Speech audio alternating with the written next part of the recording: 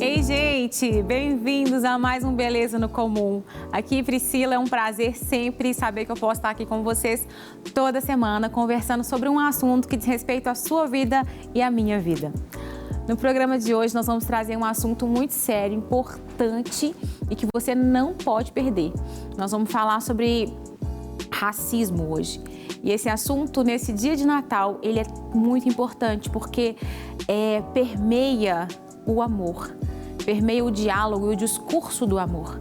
A gente só vai quebrar algo como o racismo no nosso país, no mundo e no nosso dia a dia, com as pessoas com que a gente convive, se o amor for o árbitro do nosso coração. Então fica comigo até o final do programa, vai ser legal.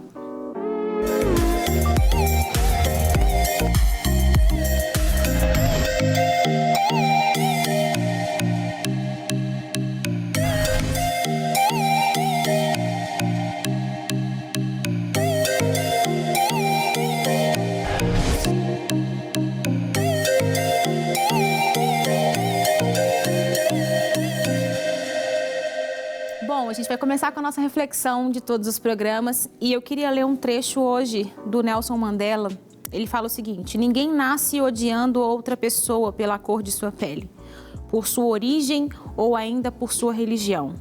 Para odiar, as pessoas precisam aprender. E se podem aprender a odiar, elas podem ser ensinadas a amar. Forte, né, gente? A gente aprende aqui, na leitura desse texto, a gente entende que qualquer tipo de preconceito, ele é aprendido. Seja em casa, seja numa sociedade, seja pela cultura que permeia a sociedade, enfim, qualquer tipo de preconceito, ele é aprendido. Ninguém nasce com preconceito, ninguém nasce com tendências racistas ou qualquer outro tipo de preconceito que você pode encaixar aí, tem tantos, né? Ninguém nasce assim, é aprendido. Da mesma forma que essas coisas ruins, advindas da queda da humanidade, são aprendidas, o amor de Jesus, que Ele vem trazer para nós, ele também pode ser aprendido e desenvolvido. Mas para desenvolver isso, a gente precisa ter conhecimento, a gente precisa ouvir, a gente precisa falar sobre, a gente precisa legitimar todos esses discursos, a gente precisa encarar as realidades. E não dizer que não, eu não sou, não, eu nunca vi, não está perto de mim. Está sim, está perto de mim, de você, está na nossa cultura. Então, eu quero chamar a nossa roda de conversa.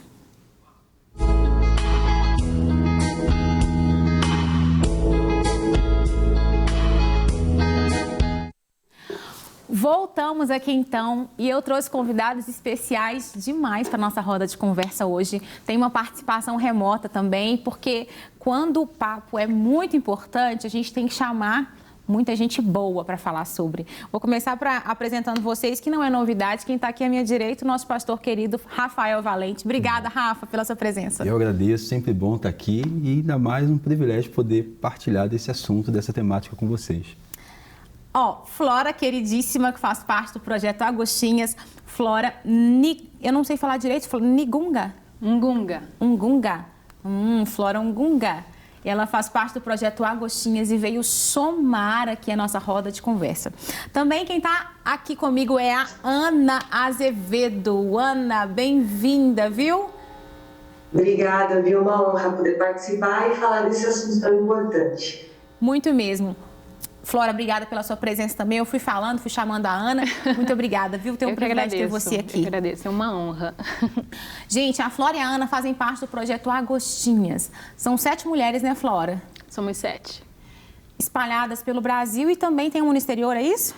A Milena, ela está nos Estados Unidos. Legal. Fala pra gente o nome das meninas que fazem parte do projeto. Então, nós temos a Ana Felício, a Ana Stout, a Isa Vicente, a Kátia, a Jacira.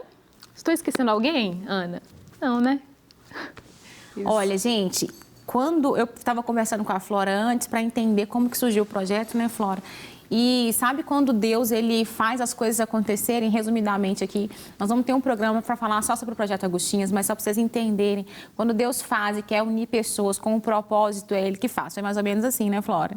Foi, exatamente. Cada uma no seu lugar, pessoas de cada ponto do nosso país, assim, diferentes, se uniram para falar sobre esse assunto tão necessário para os nossos dias de hoje. Eu acho que nunca vai deixar de ser, pelo nosso histórico, nós vamos levar tempo para poder sermos um pouco melhores, sabe, assim. E claro que só seremos perfeitos quando Cristo voltar, né? Mas a gente precisa melhorar bastante e eu acho que é possível, sim. E eu queria começar, gente, perguntando para vocês, assim, por que a gente precisa falar sobre isso especificamente no ambiente cristão, no ambiente onde as pessoas têm Cristo como Senhor, por que ainda assim é necessário falar sobre esse assunto? Bem, geralmente muitas pessoas evangélicas cristãs, elas tendem a dizer o seguinte, olha, o evangélico cristão, ele não é racista, isso é algo que não pertence ao cristão. Se você aceitou Jesus, então está tudo resolvido, né? E eu sempre gosto, quando nós olhamos para as Sagradas Escrituras, né? E, por exemplo, Pedro andou com Jesus, sim, não é? E provavelmente ele estava ao redor, né? Quando Jesus estava contando as parábolas do samaritano, mas ele também foi preconceituoso. Então, qual é a questão? Né? Então, nós temos que compreender que, por exemplo, o ato de você aceitar Jesus, né? Ou seja, eu sempre digo que são 2 passos, né? O primeiro seria a nossa conversão, né? E após a nossa conversão vem a santificação, que é um processo que vai acontecer até que Jesus volte, né? Então, é um engano nós dizermos que não, nós então aceitamos Jesus, então já está tudo resolvido. Seria ótimo, né? Num passe de mágica. Não, você é evangélico, então você não pode ser racista. Mas, infelizmente, nós vemos que, mesmo sendo adotados agora como filhos de Deus, nós traímos, nós mentimos, nós escorregamos em muitas coisas, né? Então, nós temos a nossa cosmovisão caída. Então, o racismo, ele atravessou a nossa história, afetou a cultura, a cosmovisão de muitos e, realmente, nós precisamos redimir essa cosmovisão, né? Então, nós não podemos dizer... Porque muitas pessoas dizem, racismo é coisa de mal amada. Eu acho que a gente pode trocar e dizer racismo é uma característica também da humanidade caída, né? Porque o racismo é uma visão idólatra, né? Quando você olha para o outro de uma forma na qual você se sente superior, né? Então você olha, então eu sou superior, então você está idolatrando um ser em detrimento do outro, né? Então o homem caído, ele é idólatra em muitas áreas, né? Então o cristão, ele tem que olhar para isso. Nós temos que olhar, por exemplo, tem um versículo que está em Apocalipse 7:9, que diz que Jesus Apocalipse 7:9, a gente já está na consumação, né? Jesus já voltou e tem aquele versículo que tribos, nações estarão adorando ao Senhor com palmas. Então a gente tem que olhar para esse versículo e pensar assim, poxa, Jesus já voltou e ainda está importando tribos, nações, vivendo, louvando a Deus. Então, essa realidade tem que fazer sombra aqui atrás, antes de Jesus voltar. De tal forma que a gente pensa, se lá depois de Jesus voltar, as tribos e as nações estão louvando, então tem algum problema aqui. O já ainda não de Deus, ele tem que irradiar. Então, é isso que eu penso que nós, como igreja, nós temos que nos esforçar para que Apocalipse 7:9 seja realidade aqui. Hoje, né? Gente, hoje eu estou aqui só para compor, né? Eu vou deixar as pessoas que têm o que dizer falar sobre isso. Rafa, como é que você enxerga isso? Bem, a primeira coisa que eu fico pensando quando eu sou convidado a poder falar sobre isso é que eu tenho que buscar sempre ânimo, né? Porque a gente sempre parte de um pressuposto, às vezes, um tanto quanto complicado. A vinda de Jesus, o nascimento de Jesus, sobretudo, é para fazer justiça. Justiça à condição do homem e, consequentemente, justiça à humanidade, né? A igreja, né, ela é uma camada, ela faz parte da sociedade, ela é um recorte da sociedade. Então, presente na sociedade, ou ela vai ser um instrumento de justiça, ou ela vai ser um instrumento que vai perpetuar a injustiça. Então, torna-se necessário e fundamental falar sobre racismo, sobre discriminação, porque Jesus por meio das suas parábolas, por meio do seu ensinamento, por meio da sua experiência, da sua vivência, ele está falando sobre isso. Inclusive, a exortação que Jesus faz no Novo Testamento, melhor, nos Evangelhos, acerca de Israel, é que Israel cometeu várias quedas por não ver o outro, o estrangeiro, né, o de fora, o samaritano, como alguém digno dessa humanização. Acho fundamental que se fale, até porque, se nós não falarmos, no mínimo a gente perpetua esse tipo de injustiça dentro dos nossos espaços, porque é uma ideia equivocada pensar que não se tem racismo dentro do ambiente da igreja, né? Eu falo como um pastor preto que consegue ter muito mais referências, talvez na igreja americana, que eu consigo me identificar um pouco mais com pessoas da mesma cor, da mesma origem. É claro que tem uma distância. Então, acho fundamental que se fale sobre isso. É uma pauta cristã, né? Talvez tenhamos vários problemas de partidarismo abraçando isso, mas é fundamental falar sobre isso, porque existe... Fala-se muito sobre essa questão do vitimismo e alguma coisa, como se fosse opcional. Como se você escolhesse, eu quero falar sobre isso, eu queria poder falar sobre outras coisas, né? Não é um lugar confortável para nós, ainda mais o lugar de estar sempre como alguém que tem que ensinar constantemente dentro do espaço cristão evangélico, justamente porque a Escritura, numa meditação mais atenciosa, ela já ensina sobre isso. Ô, Ana, essa vivência para você aqui, da contribuição que o Rafa passou, da Flora, como é que é a sua perspectiva sobre isso, assim, Ana, nas suas vivências? Bom, quando eu vejo aquilo que a gente aprende mesmo na palavra de Deus, eu olho bastante para a doutrina da criação, né? Então, se o ser humano foi feito à imagem de Deus, eu acredito que nós precisamos tornar isso um hábito espiritual na nossa vida de comunidade, de igreja. E se de alguma forma isso não está acontecendo, com alguma exclusão, com algum olhar torto, isso precisa ser corrigido, né? Porque, como eu estava falando aqui, isso começa na doutrina da criação. Então, poxa, Gênesis 1, sabe? E às vezes a gente, como o pastor Rafa falou, acaba ouvindo algumas críticas, como se algumas coisas não precisassem ser ditas porque é vitimismo, mas não. Eu acredito, né, que a palavra de Deus ela tem algo a dizer sobre tudo.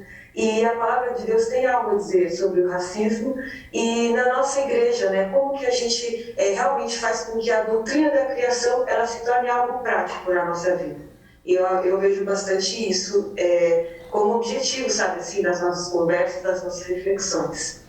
E é legal a gente pensar que às vezes a gente esquece que nós somos cristãos, temos uma perspectiva a partir da vida de Jesus, mas nós estamos completamente enraizados num mundo que tem a sua cultura, que tem as suas vivências. Então, assim, é um fato consumado que o racismo está enraizado na cultura brasileira, devido a toda a história que você já ouviu nas suas aulas de história, enfim, tudo isso que a gente já é sabido, né? Está enraizado. Teria alguma opção, alguma possibilidade da gente estar isento disso? Eu não acredito. Primeiro porque, se nós pensarmos no racismo como uma prática pecaminosa que contraria essa imagem de Deus no outro, que é uma imagem intrínseca, não tem como separar, independente da sua cor, enfim, de tudo, o ser humano é feito segundo a imagem e semelhança de Deus. Então, nós pensamos que o oposto a essa afirmativa é um pecado, né? Então, a gente já nasce nessa condição pecaminosa. Então, Nossa, a gente vai perpetuar. O que é a salvação? É a intervenção de Deus na história humana. Então, se Deus não intervir, a gente continua produzindo cultura, produzindo teologia, produzindo sofismas, filosofias que vão perpetuar de forma máxima ou mínima esse tipo de injustiça que nós estamos tratando aqui hoje, que é o racismo. Sim, muito bom, né? Muito, eu acho que teologicamente falando agora, né? Eu acho que é bem isso, assim, a gente parte da raiz do pecado, né? Não tem como, assim. E o que a gente produz, se não passa pelo Evangelho, se não é redimido na cruz, está enraizado de pecado. E está enraizado de pecado a partir de uma cultura. Uma coisa muito importante que me veio à cabeça, ouvindo a Ana falar, é que quando você sofre uma discriminação, por exemplo, quando eu sofri as primeiras vezes, eu não identifico como racismo. Por quê? Porque eu não tenho entendimento do que é. Então, quando você vai para a escola, que você começa a entender um pouco mais, ou ouvir um pouco mais, talvez ali você comece a dar nome àquele sofrimento que você passou. Então, antes da instrução da história na escola, existe uma vivência também. Então, assim, a criança tem 5 anos e ela presenciou, viveu algo que ela não sabe dar nome, não sabe, mas ela viveu. Entendeu? Então é importante nós pensarmos que assim, que o nome racismo, discriminação, preconceito, a gente aprende em algum momento da nossa caminhada, mas antes a gente aprende em algum tempo da caminhada e lá com 10 anos eu começo agora a dar nome ao que eu sofri com 4, 5. Sim, isso é verdade. Eu acredito que quando se é criança, e até temos muitos casos de pessoas que se tornarem adultos e ainda não conseguem, porque as pessoas não têm repertório para responder, né? Então, eu já ouvi muitas, de perto mesmo, por exemplo, uma criança que era chamada de chup-chup de petróleo pelos amigos e ele não conseguia compreender, mas ele não queria mais ter aquela cor, né? E, por exemplo, você cresce em um Brasil onde as pessoas olham para um cabelo que não é liso e dizem, olha, cabelo é ruim. E isso é um hábito. E muitas pessoas dizem, não, eu não vejo diferente, eu sou... Né? As pessoas acham que Deus nos fez daltônicos, porque realmente nós vemos que existe na multiforme graça de Deus, as pessoas são diferentes. Existe um cabelo que é crespo e não é liso. E hoje até as pessoas estão se policiando mais, mas eu pelo menos cresci aqui no Brasil ouvindo, fulano tem cabelo bom e fulano tem cabelo ruim. Isso é um hábito, mas não é um hábito assim que as pessoas não passam, isso é bobeira. Não é, porque a pessoa, quando ela fala isso, ela olhou para você, ela analisou e falou assim, não, o cabelo do fulano não é bom, né? Não, olha só os traços físicos. Eu tenho pé eu já ouvi muito, eu tenho pé na África, então preciso mudar essa chapoca aqui e fazer uma rinoplastia. Aí as pessoas falam assim, não, mas a pessoa falou assim, não, a pessoa pensou, ela tem uma cosmovisão que faz com que ela produza esse repertório, né? Então, as pessoas olham sim o tom de pele, as pessoas olham os traços, as pessoas olham a textura do seu cabelo e elas leem o mundo através desses 3 T's, que eu fico brincando que são os 3 T's. As pessoas olham o mundo, então você cresce, a criança vai crescendo e ela se baseia. Nossa, então eu vejo na televisão, eu vejo os meus amigos, eu vejo quem é a mais bonita da sala e ela vai construindo, vai se habituando até a se ver no espelho, porque o espelho não passa a ser, por exemplo, da criança, o espelho não passa a ser aquilo que ela vê, passa a ser aquilo que as outras pessoas veem. Falam dela, né, Flávia? Então como é que você me vê? Porque é isso que o Rafael falou, não tem como fazer esse filtro com 4, 5, 6, 7 anos de idade. Então aquilo que ela escuta, ela acha que é aquilo que ela é. Exatamente. Tem um padrão estabelecido, né? Assim, a gente está sempre em contato com tudo. As nossas literaturas infantis, agora que se produz um material mais específico, né? Bonecas específicas. Mas quando se é criança, por exemplo, eu estou lendo lá O Pequeno Príncipe. Quando eu vou ver as gravuras, todo mundo tem que ler O Pequeno Príncipe. Quando eu vou ver, é distante, é bom, mas é distante da minha realidade, entendeu? Então eu passo a ter como referência agora o meu amigo da escola, uma outra pessoa, um tipo de beleza, um tipo de cabelo, um tipo de fala, entendeu? Que só depois, eu estou com 32 anos e eu posso dizer que não tem muito tempo em que eu tive essa consciência, entendeu? Essa consciência. Entendo demais. Ana, essa vivência infantil, é muito importante a gente falar isso aqui, porque pais que estão nos escutando, eu tenho 2 filhos pequenos, nós somos os responsáveis de minimizar esse estrago que foi feito há décadas, há séculos passados. Nós somos responsáveis de legitimar todos como iguais, que é o que nós somos, né? Você viveu isso, Ana, essas experiências na sua infância, essa não identificação com aquilo que é colocado como padrão também? Como que é isso para você? É algo que é bem comum. Eu costumo dizer que muitas vezes isso acaba acontecendo na escola, né? E aí na escola a gente chega, por exemplo, eu tive a experiência de ter crianças me dizendo, você não vai brincar com a gente porque você é escura, né? E assim, naquele momento eu não entendia, a gente fica... Na realidade, a gente tenta continuar, é o que a gente faz, né? Aí, dependendo de como é a nossa formação familiar, no caso, eu chegava em casa, falava com os meus pais e com certeza foi fundamental.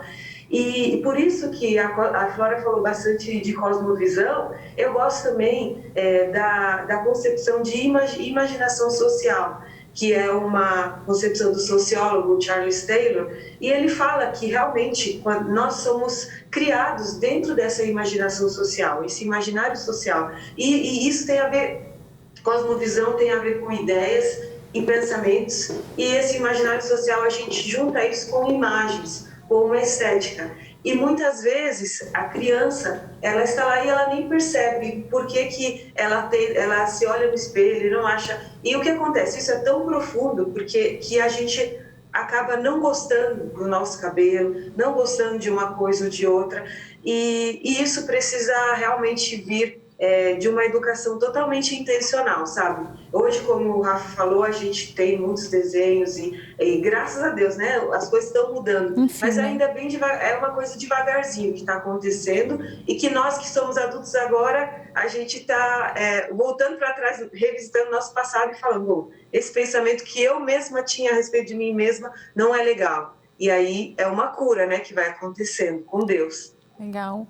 Gente, e a leitura bíblica, eu estava compartilhando com a Flora antes de você chegar, Rafa, você nem estava aqui, mas que eu gosto muito e sou tão edificada pelas suas pregações, eu acho que você lê a mesma Bíblia que eu leio, às vezes de uma forma tão diferente, claro que você tem um estilo específico, né? Mas eu queria trazer aqui essa questão da leitura bíblica. Como que uma pessoa que já sofreu certas coisas consegue ler a Bíblia? Por exemplo, a carta de Filemon é um exemplo, né? Então, assim, é diferente. A leitura do Rafael, da Flora, da Ana, que já vivenciaram coisas que eu não vivenciei na minha infância, quando lê uma carta como Filemon, eles têm outras coisas a dizerem que eu jamais diria. Eu acredito, eu não consigo afirmar se a minha leitura é diferente. Talvez a nossa leitura de quem passou por qualquer tipo de injustiça seja talvez mais próxima do real. Então, quando eu leio, por exemplo, Filemon, antes disso eu leio Colossenses, eu leio Paulo recomendando que Onésimo, o servo, o escravo, seja recebido como igual, como um irmão. Então, assim, eu estou lendo o texto bíblico sempre como um anúncio que traz consigo uma denúncia.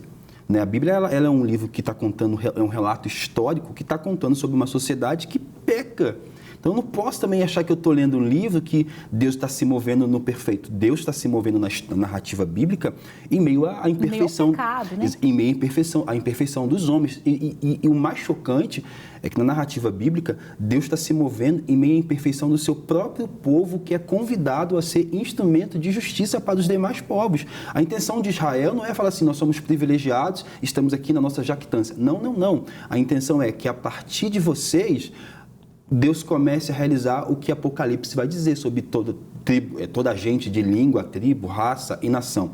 Mas quando eu leio, eu tenho uma sensibilidade a esses textos. É claro que, porque quando você passou... Vou pegar um exemplo mais fácil, porque é mais nítido na Bíblia. Quando você percebe uma justiça contra a mulher na Bíblia, narrada ali, aquela mulher que derrama um vaso de perfume aos pés de Cristo, e ela é censurada, ela recebe uma censura dos homens. Quando uma mulher lê esse texto, e ela já passou por algo semelhante, o texto torna-se vivo para ela. Não é só um conteúdo histórico. Tem um relato ali. Então, por exemplo, quando eu leio Filemon, para mim já é assustador, porque naquela sociedade em que é totalmente permissível um ser humano ser dono de outro, né? Ali o relato de escravidão não é igual. Né? Aqui é uma escravidão étnica, onde o ser é tido como alguém inferior. Lá é uma escravidão, às vezes, econômica, pós-guerra ou algo parecido. Mas quando eu leio, qual que é a parte que me chama mais atenção? A ênfase do Evangelho. Apesar da injustiça, o apóstolo fala assim, receba-o como um irmão. É desafiador, porque ele está mexendo naquela pirâmide, sabe? Do homem, da mulher, dos filhos. E lá embaixo, aquele que não tem voz, o escravo, né? Agora ele fala assim, não, você que está no pico da pirâmide, deve receber aquele que você escravizava como um irmão. Então, para mim, eu penso que o Evangelho, eu falo como pastor, né? Eu penso que o Evangelho ele responde a todas as demandas. Sim. O que falta para a gente é perceber a prática do Evangelho. É bem disruptivo esse texto e muitas pessoas, a discussão muitas vezes que algumas pessoas falam é, não, tá vendo, na Bíblia tinha escravidão e não sei o quê, e como o Rafa falou, a gente tem que, primeiramente, deixar claro que a escravidão era tolerada, ela não era ideal, Sim. né? E a gente vê que Deus instituiu uma lei para minimizar, porque já era realidade. Então, para minimizar o estrago, né? Assim como quando se fala sobre o divórcio. Não é que Deus queria o divórcio, mas ele entendia que por causa do coração duro desse homem, eu preciso minimizar essa galera caída, né? Então, as pessoas brigam muito, nós recebemos muitas mensagens nos Agostinhos para falar, não, mas a Bíblia tinha escravo. Não, calma aí, você precisa ler a Bíblia toda. Sim, você precisa entender Precisa o ser honesto. Sim. E ver também, né, a escravidão, muitas pessoas se faziam escravos, às vezes por causa de uma dívida, e a gente vai lá no jubileu e a gente vê que de 7 em 7 anos, Deus falava, olha, agora vocês vão libertar. O jubileu dizia o quê? Eu quero que a gente vai voltar para como as coisas deveriam ser, sabe? E as pessoas, elas não se tocam muito nisso. Mas o que me chama a atenção nesse texto de Paulo e Filemão é porque ele está falando com uma pessoa cristã. Então, Paulo, ele está falando assim, olha, eu estou falando com o meu parceiro, né? E parece que quando ele fala essa palavra parceiro, vem do significado de koinonia, né? Alguma coisa para dizer, olha, você que tem a mesma cosmovisão que eu, que serve o mesmo Deus que eu, porque ele entendia que naquele momento o status quo era super normal ter escravo na sociedade lá romana, então era tranquilo, então ele sabia da jurisdição. Sim. Só que ele não estava querendo se preocupar, porque, por exemplo, hoje nós temos leis que criminalizam racismo, mas ele estava falando assim, Filemão, tudo bem, a gente tem leis, eu não estou nem falando nesse âmbito. Eu estou falando com uma pessoa que crê e é família comigo nessa koinonia, crê no mesmo Deus. Eu estou falando para você, olha, recebe ele como alguém que faz parte da nossa família. Isso tem que chamar a nossa atenção, porque muitas pessoas cristãs ficam falando, não, isso não é da minha alçada. Não, é super. Você que é cristão, você tem que olhar para o próximo e ver, olha, se tem alguma coisa que faz com que ele esteja numa situação inferior à sua, você tem que se incomodar, você tem que se incomodar. Então, acho que é muito disruptivo esse texto. Eu acho que a gente tem que olhar assim com mais honestidade e com mais amor, porque você até iniciou o programa falando sobre amor. E como o amor é disruptivo. E é isso que o Paulo, ele traz. E uma coisa importante sobre esse texto é que essas comunidades, né, do Novo Testamento, as igrejas locais, né, que funcionavam nos lares, comunidades domésticas. Então, quando Filemão recebe a carta endereçada a ele está sendo convidado a ler essa carta e depois ler em comunhão com os irmãos. A gente tem no cânon bíblico essa carta exatamente porque deu certo. Como é que você sabe que Filemão, então, obedeceu Paulo recebendo Onésimo como irmão? Porque está lá no cânon bíblico. De outra forma, se me fere e eu não estou disposto a abrir mão, eu rasgo. Eu escondo, eu não leio em público. Agora, Filemão, ele é um gentio que ouve o evangelho, abre a sua casa para que Deus plante uma comunidade, uma igreja ali, e dali ele começa a ser um instrumento. Agora, foi exatamente o que foi dito por Flora, né? Já que você abriu a sua casa, eu quero te convidar agora a um processo que a gente chama de santificação, que é uma outra mentalidade, porque tu já aprendeu que alguém morreu por você. Ok, e as implicações disso? Sabe Onésimo que fugiu? Onésimo que fugiu, ele está voltando. E ele voltaria normalmente para aquela estrutura de servo, de escravo. Mas você recebeu o evangelho. Você pode recebê-lo aí, assim como o Pai, por meio do sacrifício de Cristo, te recebeu? Aí acaba, né? Aí acabou. Jesus dá uma... Acabou os argumentos. Ô, Ana, termina pra gente o programa falando um pouco, essa causa é uma causa da igreja ou não é? Nossa, com certeza é, né? A gente precisa olhar para a nossa história, e aí agora eu falo da história da igreja. Eu posso falar a história da igreja no Brasil, ou no mundo, ou no Ocidente, e ver o que aconteceu. Eu acredito que esse é um exercício ao mesmo tempo doloroso, ao mesmo tempo apologético, porque em meio a tanta dor você encontra vozes de esperança, não é? A gente estava falando aqui da palavra de Deus e como os afrodescendentes encontraram na narrativa do Êxodo, né? Que o Êxodo, ele é como Deus se apresenta. Deus se apresenta libertando um povo que era escravo real. Não era uma escravidão aqui na alma, nos sentimentos e na mente, não, era escravo no corpo. e como isso se torna como se fosse a carteira de identidade de Deus. E isso é repetido ao longo de todo o Antigo Testamento, é um tema que vem com o nascimento de Jesus, eu sou o Deus que liberta. Então, olha como isso eu trouxe aqui um contexto aqui de um breve resumo de uma história da Bíblia que ela é central para a narrativa bíblica, mas isso foi fonte de esperança para muitos dos nossos antepassados.